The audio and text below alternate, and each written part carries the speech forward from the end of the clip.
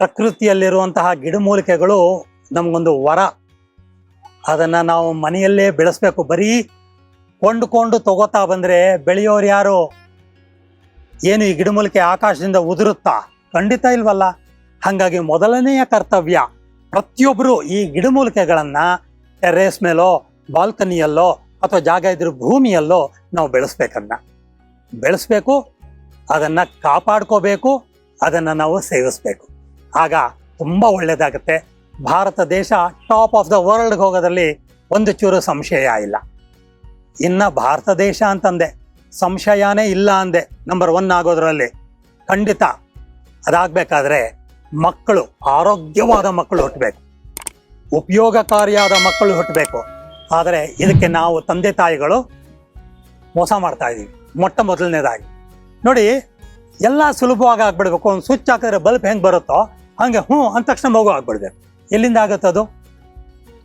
ಮಗು ಗರ್ಭದಿಂದ ಹೊರಗೆ ಬರೋದಕ್ಕೆ ಒಂದು ಮಾರ್ಗವನ್ನು ಆ ಭಗವಂತ ಸೃಷ್ಟಿ ಮಾಡಿದ್ದಾನೆ. ಭಗವಂತನಿಗೆ ಸರ್ವಸ್ವವೂ ಗೊತ್ತಿದೆ. ಅವನು ಆ ರೀತಿ ಮಾಡಬೇಕಾದ್ರೆ ಅದಕ್ಕೊಂದು ಬಲವಾದ ಕಾರಣ ಇದೆ. ಆ ಕಾರಣ ನಾನಿವಾಗ ಹೇಳ್ತೀನಿ. ಅದಕ್ಕೆ ಮುಂಚೆ, ತಂದೆ ತಾಯಿ ಆಗೋದಕ್ಕೆ ಮುಂಚೆ ಗಂಡು ಹೆಣ್ಣು ಮದುವೆ ಆಗ್ತಾರೆ. ಮದುವೆ ಆದ ತಕ್ಷಣ ಅವರು ಮಗುಗೆ ಹೋಗೋದಿಲ್ಲ. ಒಂದು 6 ತಿಂಗಳು, 1 ವರ್ಷ ಆ ಸಾಂಸಾರಿಕ ಜೀವನವನ್ನು ಆನಂದಿಸಿ ಸುಖಪಟ್ಟು ಸಂತೋಷಪಟ್ಟು ಆಮೇಲೆ ನನಗೆ ಇವಾಗ ಮಗು ಬೇಕು ಅಂತ ಡಿಸೈಡ್ ಮಾಡ್ತಾರೆ. ಈ ಮಗು ಬೇಕು ಅಂತ ಡಿಸೈಡ್ ಮಾಡೋಕ್ಕೆ 3 ತಿಂಗಳ ಮುಂಚೆಯಾದರೂ ಒಬ್ಬ ಒಳ್ಳೆ ಹೀಲರ್ನ ನೀವು ಕಾಣಬೇಕು. ಡಾಕ್ಟರ್ ಅಂತ ಹೇಳ್ತಿಲ್ಲ, ಹೀಲರ್, ವೈದ್ಯ, ಒಬ್ಬ ನಾಟಿ ವೈದ್ಯ ಅಥವಾ ಯೋಗನಿದ್ರಾ, ಸ್ಪರ್ಶ ಯೋಗ ಇಂಥ ವಿದ್ಯೆಗಳನ್ನು ಬಳಸುವಂಥ ಪರಿಣಿತರನ್ನ ನೀವು ಮೀಟ್ ಮಾಡಬೇಕು. ಎಷ್ಟು ಜನ ಇದ್ರೋ ನಂಗೆ ಗೊತ್ತಿಲ್ಲ, ನಾನು ಮಾಡ್ತಾ ಇದ್ದೀನಿ ಅಂತ ನಂಗೆ ಗೊತ್ತು. ತಂದೆ ತಾಯಿಯ ಆಸೆಗಳನ್ನು ಬರ್ಕೊಂಡು ಇದ್ರಲ್ಲಿ ಕಾಮನ್ ಫ್ಯಾಕ್ಟರ್ ತಗೋಬೇಕು. ಕಾಮನ್ ಫ್ಯಾಕ್ಟರ್ ತಗೊಂಡು ಅಂಥ ಮಗುವಾಗಿ ಜನಿಸಕ್ಕೆ ತಯಾರಿರುವ ಆತ್ಮವನ್ನು ನಾವು ದೇವರಿಂದ ಕೇಳಿಕೊಂಡು ಆ ಗರ್ಭವನ್ನು ಸೇರಿಸೋಂಗೆ ಮಾಡ್ಬೋದು. ನಾನು ತುಂಬ ಆಟ ಆಡಿದ್ದೀನಿ ಈ ಫೀಲ್ಡಲ್ಲಿ, ತುಂಬ ನಾನು ಎಕ್ಸ್ಪರಿಮೆಂಟ್ ಮಾಡಿದ್ದೀನಿ, ತುಂಬ ಪ್ರಯೋಗ ಮಾಡಿದ್ದೀನಿ. ಇದು ಸಾಧ್ಯ ಇದೆ. ತಂದೆ ತಾಯಿಗೆ ಏನು ಆಸೆ ಇದೆಯೋ ಅದೇ ಆಸೆಯನ್ನು ಹೊಂದಿರುವಂತಹ ಮಗು ಅಂತ ತಂದೆ ತಾಯಿ ಮುಖಾಂತರ ಭೂಮಿಗೆ ಬಂದಾಗ ತಂದೆ ತಾಯಿ ಮಗು ಆಸೆ ಒಂದೇ ಆಗುತ್ತೆ. ಒಂದು ಹೊಂದಾಣಿಕೆ ಇರುತ್ತೆ, ಒಂದು ತೃಪ್ತಿ ಇರುತ್ತೆ, ಸಮಾಧಾನ ಇರುತ್ತೆ, ಕನ್ಸ್ಟ್ರಕ್ಟಿವ್ ಆಗಿ ವರ್ಕ್ ಮಾಡ್ಬೋದು. ಅದು ಬಿಟ್ಬಿಟ್ಟು ಗಂಡಂಗೆ ನನ್ನ ಮಗ ಸಾಫ್ಟ್ವೇರ್ ಇಂಜಿನಿಯರ್ ಆಗಬೇಕು, ಇಷ್ಟಿಷ್ಟು ದುಡ್ಡು ತರಬೇಕು ಅಂತ ಗಂಡಂಗೆ, ಹೆಂಡತಿಗೆ ನನ್ನ ಮಗ ಡಾಕ್ಟ್ರೇ ಆಗಬೇಕು, OBGನೇ ಮಾಡ್ಕೋಬೇಕು, ಇಷ್ಟಿಷ್ಟು ದುಡ್ಡು ಸಂಪಾದನೆ ಮಾಡಬೇಕು ಅಂತ ತಾಯಿಗೆ, ಮಗುಗೆ ನಾನು ಒಳ್ಳೆ ಆರ್ಟಿಸ್ಟ್ ಆಗಬೇಕು, ಡ್ಯಾನ್ಸರ್ ಆಗಬೇಕು ಅಂತ ಮಗುಗೆ. ಸಂಸಾರವಾಗಿರೋಕ್ಕೆ ಸಾಧ್ಯನಾ? ಇದೊಂದು ನರಕ ಆದಂಗೆ ಆಗ್ಬಿಡುತ್ತೆ. ಆನ್ ದ ಅದರ್ ಹ್ಯಾಂಡ್, ನಾನು ಹೇಳದಂಗೆ ಈ ರೀತಿ ನೀವು ಮಾಡಿದ್ರೆ ಒಳ್ಳೆ ಮಗು ಹುಟ್ಟುತ್ತೆ. ಗಂಡ ಹೆಂಡತಿ ಮಗು 3 ಜನನೂ ಸಂತೋಷವಾಗಿ ಉದ್ಧಾರ ಆಗ್ಬೋದು. ಅಂಥ ಮಗು ಪಡಿಬೇಕು. ಸರಿ, ಇದನ್ನ ಫಸ್ಟ್ ನಾವು ಮಾಡ್ತೀವಿ. ಇದರಲ್ಲಿ ಮತ್ತೊಂದು ವಿಶೇಷತೆ ಇದೆ. ಹಿಂದಿನ ಜನ್ಮದ ಸಂಸ್ಕಾರಗಳು, ಅದು ಬೇಡದಿರುವ ನೆನಪುಗಳು ಏನಾದರೂ ಮಗುವಿನಲ್ಲಿ ಇದ್ದರೆ ಅದನ್ನು ತೆಗಿಬೇಕಾಗತ್ತೆ. ಗರ್ಭಕ್ಕೆ ಮುಂಚೆನೆ, ಗರ್ಭಧಾರಣೆಗೆ ಮೊದಲು ತೆಗಿಬೇಕು.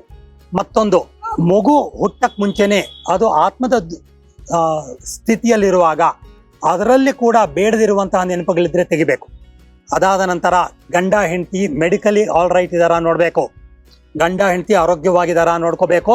ಮತ್ತು ಏನಾದರೂ ಅವರ ಹಿರಿಯರಲ್ಲಿ ಆನ್ಸಿಸ್ಟ್ರಲ್ ಪ್ರಾಬ್ಲಮ್ಸ್ ಅಂದರೆ ವಂಶ ಪಾರಂಪರಿಕ ತೊಂದರೆಗಳಿದೆಯಾ ಅಂತ ನೋಡ್ಕೋಬೇಕು. ಸಾಕಷ್ಟು ಸಮಸ್ಯೆಗಳಿಗೆ ಹೇಳ್ತಾರೆ, ಓದಿ ನಿಮ್ಮ ತಾತಂಗಿತ್ತು ಮುತ್ತಾತಂಗಿತ್ತು ಅದಕ್ಕೆ ಬಂತು ಅಂತ ಹೇಳ್ತಾರೆ. ಅಂಥ ಸಮಸ್ಯೆಗಳಿದೆಯಾ ನೋಡ್ಕೋಬೇಕು. ನೋಡಿಕೊಂಡು ಅದನ್ನೆಲ್ಲ ಮಗು ಕನ್ಸೀವ್ ಆಗೋದಕ್ಕೆ ಮುಂಚೆ, ಗರ್ಭಧಾರಣೆಗೆ ಮುಂಚೆ ನಾವು ಶುರು ಮಾಡಬೇಕು. ಇದನ್ನೆಲ್ಲ ಶುರು ಮಾಡಿ ಒಳ್ಳೆಯ ಮಗು ದೈಹಿಕವಾಗಿ ಮಾನಸಿಕವಾಗಿ ಅದಾವುದು ಗರ್ಭಧಾರಣೆ ಆಗಬೇಕು. ಗರ್ಭಧಾರಣೆ ಅದಕ್ಕೂ ನಕ್ಷತ್ರ ಎಲ್ಲ ಇದೆ, ಟೈಮು ನಕ್ಷತ್ರ ಎಲ್ಲ ಇದೆ, ಆ ಆಹಾರ ವಿಚಾರ ಎಲ್ಲ ಇದೆ. ಅದರ ಸಹಿತ ಗರ್ಭಧಾರಣೆ ಆಗಬೇಕು. ಸಂಸ್ಕಾರಗಳಿದೆ, ಷೋಡಶ ಸಂಸ್ಕಾರಗಳು ಅಂತ. ಆ ಸಂಸ್ಕಾರಗಳನ್ನು ಮಾಡ್ತಾ ಮಗುನ ನಾವು ಹೆರಬೇಕು. You can enjoy your birth of your child. ಹಾಗಾಗಿ ಇದೊಂದು ಭಗವಂತ ಸೃಷ್ಟಿ ಮಾಡಿರುವಂತಹ ಒಳ್ಳೆಯ ಅವಕಾಶ. ಈ ರೀತಿ ಮಗು ಹುಟ್ಟಬೇಕು. ಆ ಥರ ಮಗು ಹುಟ್ಟಿದಾಗ ಹಿಂದಿನ ಜನ್ಮದ ಏನೇನು ಬೇಡದಿರೋ ನೆನಪುಗಳಿರುತ್ತೋ ಆ ಪ್ರೆಷರ್ಗೆ ಹುಟ್ಟಿದಾಗ ಆ ನೆನಪುಗಳು ಹೊಟ್ಟೋಗುತ್ತೆ. ನೆನಪುಗಳು ಹೋಗ್ಬಿಟ್ಟು ಫ್ರೆಶ್ ಆಗಿ ಮಗು ಬರುತ್ತೆ. ಅದರ ಪ್ಲಾನ್ ಆಫ್ ಲೈಫ್ ಅಥವಾ ಜಾತಕದ ಪ್ರಕಾರ ಆ ಮಗು ಆ ಆತ್ಮಕ್ಕೆ ಬೇಕಿರೋ ಅನುಭವಗಳನ್ನೆಲ್ಲ ಕೊಡ್ತಾ ಬರುತ್ತೆ. ಆ ಜನ್ಮ ಆ ಮಗುವಿಂದು ಸಾರ್ಥಕ ಆಗತ್ತೆ.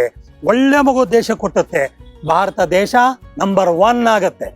ಒಳ್ಳೆಯ ಅವಕಾಶವನ್ನ ಮಾಡಿಕೊಟ್ಟಂತಹ, ಯಾಕಂದ್ರೆ ಮಾಹಿತಿ ಇರುತ್ತೆ, ಎಲ್ಲಿರುತ್ತೆ? ನಮ್ಮ ಜೋಬಲ್ಲೋ, ನಮ್ಮ ಮನಸ್ಸಲ್ಲೋ, ನಮ್ಮ ಹೃದಯದಲ್ಲೋ ಇರುತ್ತೆ. 4 ಜನಕ್ಕೆ ಅದು ತಲುಪಬೇಕಾದ್ರೆ ಒಂದು ಮಾಧ್ಯಮ ಬೇಕು. ಆ ಮಾಧ್ಯಮ, ಆ ಅವಕಾಶವನ್ನ ಆಯುಷ್ ಟಿವಿಯವರು ನನಗೆ ಒದಗಿಸ್ಕೊಟ್ಟಿದ್ದಕ್ಕೆ ಅವರಿಗೆ ತುಂಬಾ ಧನ್ಯವಾದಗಳು. ಆ ತಂಡಕ್ಕೂ ಕೂಡ ನನ್ನ ಧನ್ಯವಾದಗಳು. Thank you so much.